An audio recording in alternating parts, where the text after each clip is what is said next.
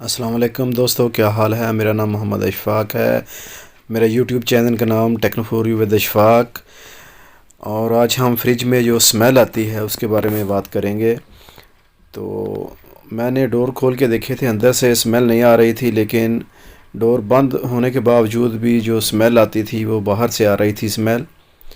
तो पीछे मैंने फिर देखा कि यहाँ जो इसमें ड्रेन ट्रे है जहाँ पे पानी जमा होता है जब हम फ्रिज वगैरह वॉश करते हैं या बंद करते हैं। जो बर्फ़ पिघलने की वजह से पानी आता है, जो जमा होता है, वो यहाँ पे आता है, जमा होता है, जिसकी वजह से बदबू आ रही थी। तो देखें, ये फ़िल्टर होता है। जब हम फ्रिज को धोते हैं, वॉश करते हैं, इसमें कचरा जमा हो जाता है। ये फ़िल्टर है, जो कचरा वगैरह इसमें जमा हो जाता है और जो पानी है वो ट्रे में चला जाता है। तो इसको खोल के देखते हैं। तो ये ट्रे है, देखें, इसमें इसमें पानी भी है, जमा है पानी। पानी खड़ा रहता है तब भी जो स्मेल है आती है। तो जो फ़िल्टर है, फ़िल्टर में जब कचरा जमा होता है उसको हम जब साफ़ नहीं करते तो उसकी वजह से स्मेल आती है। इसको तकरीबन 2-3 महीने बाद खोल के फ़िल्टर को और जो ट्रे है ड्रेन वाली, ये इसको साफ़ कर लेना चाहिए।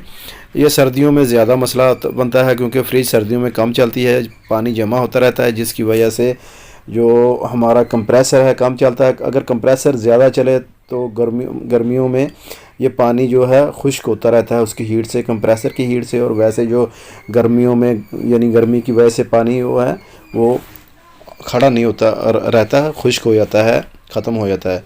तो देखें, ये फ़िल्टर है, इसमें कचरा जमा था जो अंदर से आ रहा था, जिसकी वजह से स्मेल आ रही थी।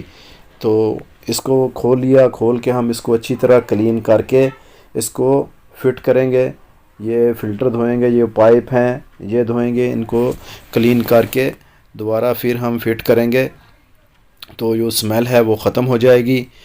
तो यही वजह है कि फ्रिज में जो बाहर से स्मेल आती है वो इस जो ड्रेन ट्रे होती है इसमें पानी खड़ा रहने की वजह से, कचरा जमा होने की वजह से स्मेल आती है। अगर हम इसको यानी थोड़े देर बाद साफ़ करते रहें, क्लीन करते रहें, तो जो स्मेल है वो नहीं आती। तो देखें, अभी इसको मैं वॉश कर रहा हूँ। इसी तरह आपने वॉश कर लेना है। वॉश करके अच्छी तरह दोबारा इसको उसी तरह फिट करके आप इंशाल्लाह फ्रिज चलाएं तो स्मेल जो है वो ख़त्म हो जाएगी। तो ये आप इनको सरफ़ या फेरी वगैरह लगा के धो लें, इसको अच्छी तरह क्लीन कर लें। तो क्लीन कर मैंने सरफ़ डालकर इसको अच्छी तरह साफ़ कर लिया था और इसके बाद मैंने इसको अच्छी तरह खुश्क किया, साफ़ किया और फिर मैंने इसकी फ़िटिंग की। दोबारा उसी तरह जिस तरह खोला था हमने फ़िटिंग कर लेनी है।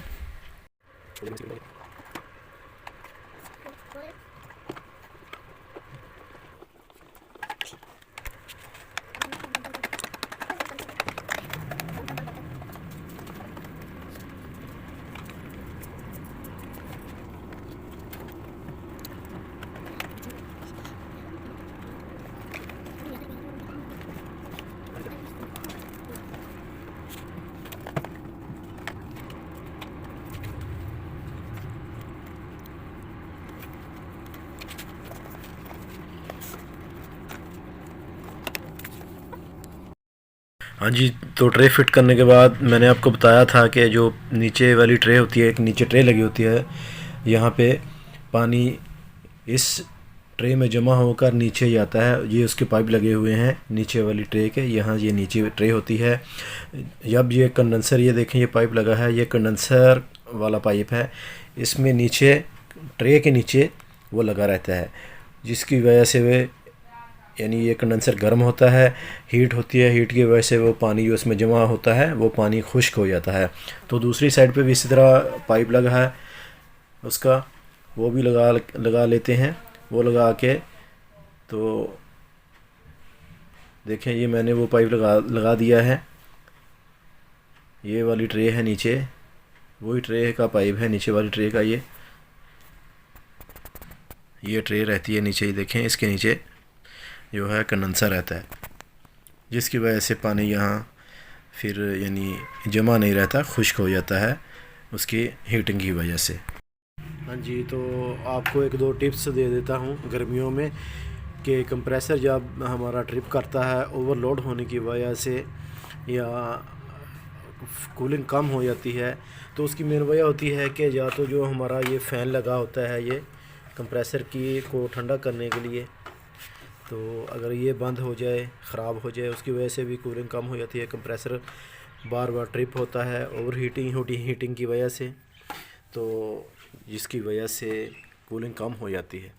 तो गर्मियों में फ़ैन लगवाएं, अगर फ़ैन लगा हुआ है ख़राब है फ़ैन को चेंज करें, तो जो कूलिंग है हमारी वो सही हो जाएगी।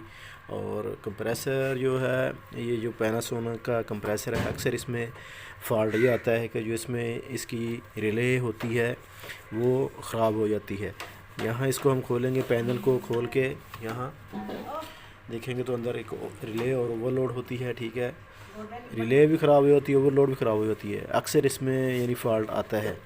अगर कंप्रेसर आपका ऑन नहीं हो रहा है तो इसको खोलें, तो वो इंशाल्लाह मैं दूसरी वीडियो बनाऊंगा, उसमें आपको सब इसके बारे में जो इसके मेन पॉइंट होंगे, इसमें इसके पॉइंट हैं 3-4 कि किस वजह से ये ख़राब होता है कंप्रेसर, तो मैं इंशाल्लाह वो आपको बताऊंगा। वीडियो देखने का शुक्रिया दोस्तों, वीडियो को लाइक, चैनल को सब्सक्राइब ज़रूर करें। अस्सलाम वालेकुम।